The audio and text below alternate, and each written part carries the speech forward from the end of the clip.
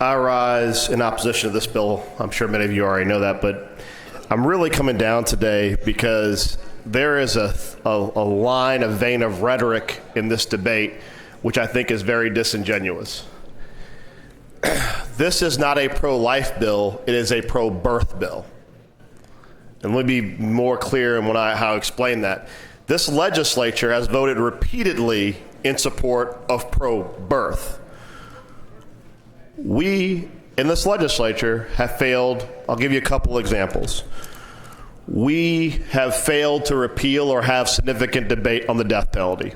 That is a pro-life stance.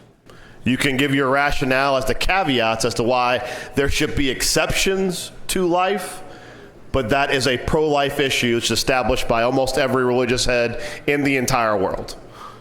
That's one example. This is a pro-birth bill and a pro-birth state because we don't legitimately accept or support health care expansion for these mothers having children. Currently, our Attorney General is fighting to repeal the Affordable Care Act with no funded replacement.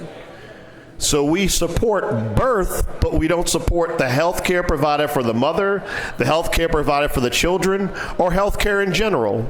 That has been established.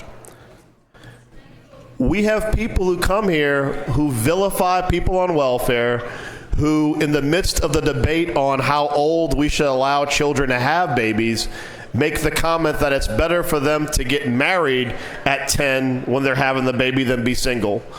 Our fixation is so much on micromanaging the family.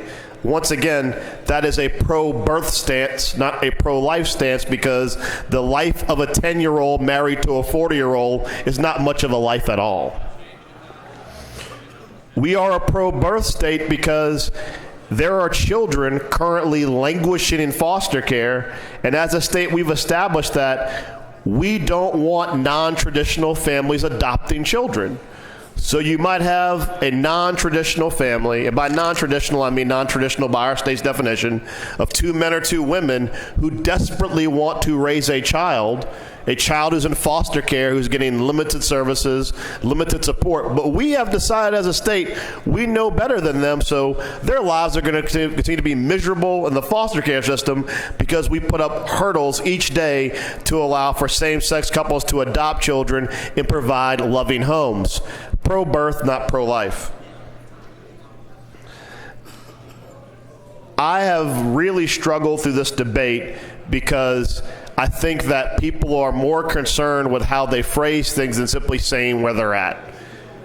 And if you support this bill as a pro-birth bill, please say that and stop misrepresenting that you're pro-life, whether it's for these mothers or for these children.